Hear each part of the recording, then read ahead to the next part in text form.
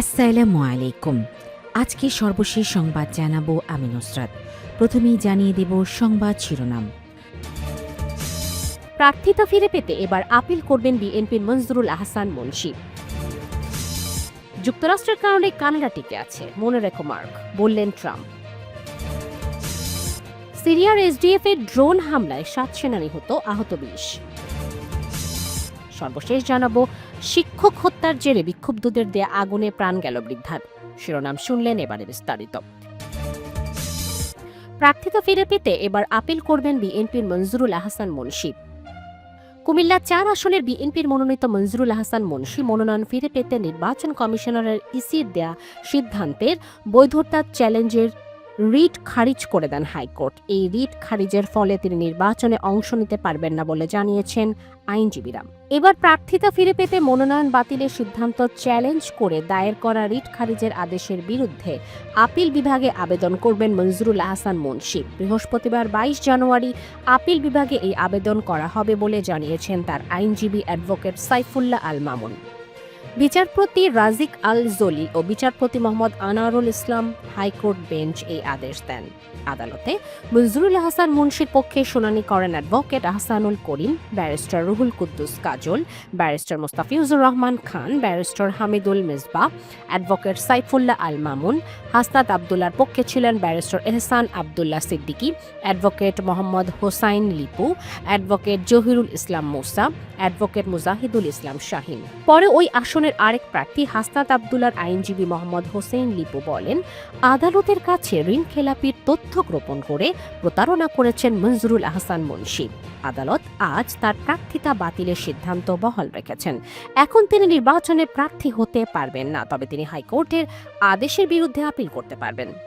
গত 20 জানুয়ারি কুমিল্লা 4 আসনে বিএনপির প্রার্থী মঞ্জুরুল আহসান মুন্সীর মনোনয়ন ফিরে পেতে নির্বাচন কমিশনার ইসির দেয়া সিদ্ধান্তের বৈধতা চ্যালেঞ্জের রিট শুনানির জন্য বুধবার দিন নির্ধারণ করেন হাইকোর্ট। তার আগে মঞ্জুরুল আহসান মুন্সীর মনোনয়ন ফিরে পেতে গত 19 জানুয়ারি নির্বাচন কমিশনার ইসির দেয়া সিদ্ধান্তের বৈধতাকে চ্যালেঞ্জ করে রিট আবেদন করেন। 17 জানুয়ারি আপিলে তার মনোনয়নপত্র বাতিল করে ইসির 17 জানুয়ারির সিদ্ধান্ত স্থগিত চাওয়া হয়েছে রিট আবেদনে। প্রসঙ্গত, সংশ্লিষ্ট রিটার্নিং কর্মকর্তা মঞ্জুরুল আহসান মুন্সীর মনোনয়নপত্র বাছাইয়ে বৈধ ঘোষণা করেছিলেন। রিটার্নিং কর্মকর্তা এই সিদ্ধান্তের বিরুদ্ধে ইসিতে আপিল করেছিলেন। এই আসনে জাতীয় নাগরিক পার্টি এনসিপির প্রার্থী হাসনাত আবদুল্লাহ। তিনি আপিলে অভিযোগ করেছিলেন, বিএনপি প্রার্থী ঋণ খেলাপি হওয়ার তথ্য গোপন করে মনোনয়নপত্র দাখিল করেন। আগারগাঁওয়ে নির্বাচন ভবনের মিলনায়তনে শুনানি শেষে 17 জানুয়ারি হাসনাত আবদুল্লাহর আপিল মঞ্জুর করে ইসি। এতে মঞ্জুরুল আহসান মুন্সীর মনোনয়নপত্র অবৈধ হয়।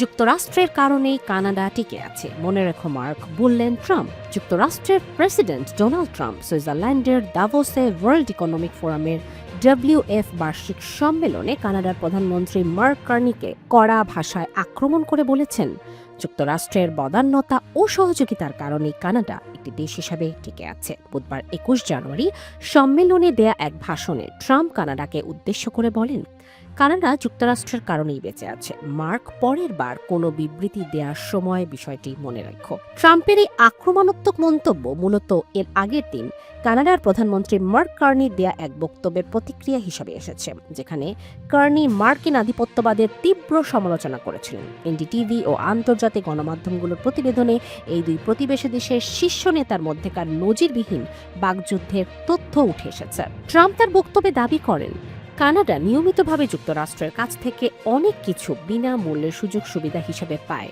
এবং এর জন্য তাদের কৃতজ্ঞ থাকা উচিত। তিনি বিরক্তি প্রকাশ করে বলেন, কানাডা আমাদের কাছ থেকে অনেক সুবিধা পায়, কিন্তু তারা কৃতজ্ঞ নয়। গতকাল আমি আপনাদের প্রধানমন্ত্রীকে দেখেছি, তিনি খুব একটা কৃতজ্ঞ ছিলেন না। তাদের উচিত আমাদের প্রতি কৃতজ্ঞ থাকা। ট্রাম্প আরও উল্লেখ করেন, তার পরিকল্পিত গোল্ডেন ডোম ক্ষেপণাস্ত্র প্রতিরক্ষা ব্যবস্থা কানাডাকেও সুরক্ষা প্রদান করবে। উল্লেখ্য, ট্রাম্পের আগে বিভিন্ন সময় কানাডাকে যুক্তরাষ্ট্রের 51তম অঙ্গরাজ্য বানানোর ইচ্ছা প্রকাশ করেছিলেন এবং কানাডার সাবেক প্রধানমন্ত্রী জাস্টিন ট্রুডোকে উপহাস করে কানাডার গভর্নর হিসেবে অভিহিত করেছিলেন। এর আগে মঙ্গলবার দাভোসে দেয়া ভাষণে কানাডার প্রধানমন্ত্রী মার্ক কার্নি হুঁশিয়ারি দিয়ে বলেছিলেন, বিশ্ব বর্তমানে যুক্তরাষ্ট্রের নেতৃত্বাধীন বৈশ্বিক ব্যবস্থার এক বিশাল ফাটল বা ভাঙন প্রত্যক্ষ করছে। তিনি সরাসরি বলেন, আমরা কেবল একটি পরিবর্তনের মধ্য দিয়ে যাচ্ছি না, বরং আমরা একটি ভাঙনের মাঝখানে আছি। কার্নি সতর্ক করে দেন যে কানাডার মতো মধ্যম শক্তির দেশগুলো এখন নিজেদের মধ্যে সহযোগিতা বাড়ানো প্রয়োজন, কারণ আপনি যদি আলোচনার টেবিলে না থাকেন তবে আপনি খাবারের তালিকার মেনু চলে যাবে। কার্নি আরও স্পষ্টভাবে গ্রিনল্যান্ড ইস্যুতে ট্রাম্পের আরোপিত শুল্কের বিরোধিতা করেন এবং গ্রিনল্যান্ডের ভবিষ্যৎ নির্ধারণে ডেনমার্ক ও গ্রিনল্যান্ডের সার্বভৌম অধিকারের প্রতি পূর্ণ সমর্থন ব্যক্ত করেন। কানাডা ও যুক্তরাষ্ট্রের মধ্যে এই উত্তেজনা এমন এক পর্যায়ে পৌঁছেছে যে কানাডার প্রভাবশালী সংবাদপত্র গ্লোব অ্যান্ড মেইল এক প্রতিবেদনে জানিয়েছে, মার্কিন আগ্রাসন বা আক্রমণ মোকাবেলায় কানাডার সামরিক বাহিনী ইতোমধ্যে একটি সম্ভাব্য পাল্টা ব্যবস্থার মডেল তৈরি করেছে।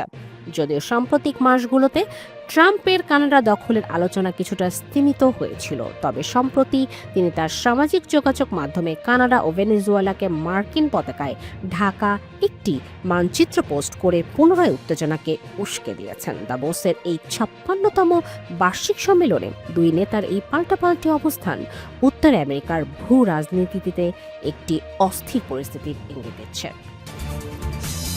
সিরিয়ায় এসডিএফ এর ড্রোন হামলায় 7 সেনা নিহত, আহত 20।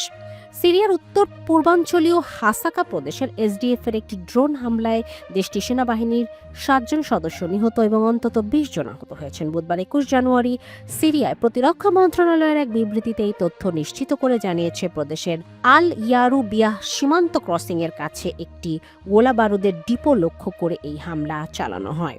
এই মর্মান্তিক ঘটনাটি এমন এক সময় ঘটল যখন মাত্র একদিন আগে সিরিয়ার প্রেসিডেন্সি হাসাকা প্রদেশের ভবিষ্যৎ নিয়ে এসডিএফ এর সাথে একটি পারস্পরিক সমঝোতায় পৌঁছানোর ঘোষণা দিয়েছিল। সিরিয়ার রাষ্ট্রীয় সংবাদ সংস্থা সানা প্রতিরক্ষা মন্ত্রণালয়ের বরাত দিয়ে এই হামলার বিস্তারিত প্রকাশ করেছে। প্রতিরক্ষা মন্ত্রণালয়ের মিডিয়া ও কমিউনিকেশন বিভাগ জানিয়েছে, হামলার আগে ও সিরীয় সেনাবাহিনীর ইউনিটগুলো আল ইয়ারুবিয়াহ সীমান্তের কাছে একটি গোপন কর্মশালা খুঁজে পায়, যেখানে ড্রোন তৈরির সরঞ্জাম ও ইম্প্রোভাইজড এক্সপ্লোসিভ ডিভাইস আইইডি তৈরির কারখানা ছিল। মন্ত্রণালয় দাবি করেছে, উক্ত কারখানায় বেশ কিছু ইরানি তৈরি ড্রোন পাওয়া গেছে যা এসডিএফ ব্যবহারের জন্য প্রস্তুত করছিল।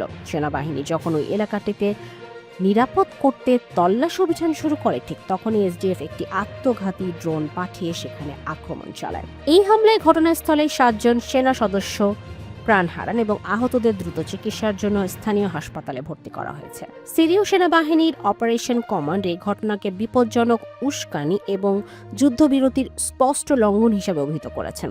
উল্লেখ্য যে মঙ্গলবার স্থানীয় সময় রাত 8টা থেকে এসডিএফ এর সঙ্গে সিরীয় সেনাবাহিনীর 4 দিনের একটি যুদ্ধবিরতি কার্যকর হওয়ার কথা ছিল, কিন্তু সেনাবাহিনী অভিযোগ করেছে এসডিএফ ক্রমাগত এই যুদ্ধবিরতি লঙ্ঘন করে সিরীয় নাগরিক এবং সেনাবাহিনীর ওপর ড্রোন ও কামানের হামলা চালিয়ে যাচ্ছে। এই হামলাটি সিরিয়ায় বর্তমানে ভঙ্গুর শান্তি প্রক্রিয়াকে নতুন করে সংকটের মুখে ফেলে দিয়েছে বলে মনে করছেন বিশ্লেষকেরা।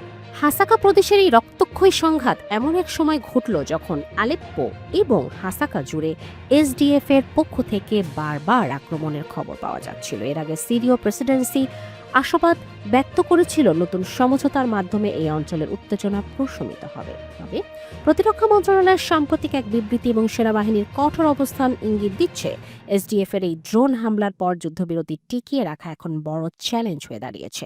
পরিস্থিতি নিয়ন্ত্রণে রাখতে এবং আক্রমণকারীদের বিরুদ্ধে পাল্টা ব্যবস্থা নিতে সিরীয় সেনাবাহিনী বর্তমানে হাসাকা সীমান্তে তাদের অবস্থান আরও জোরদার করেছে।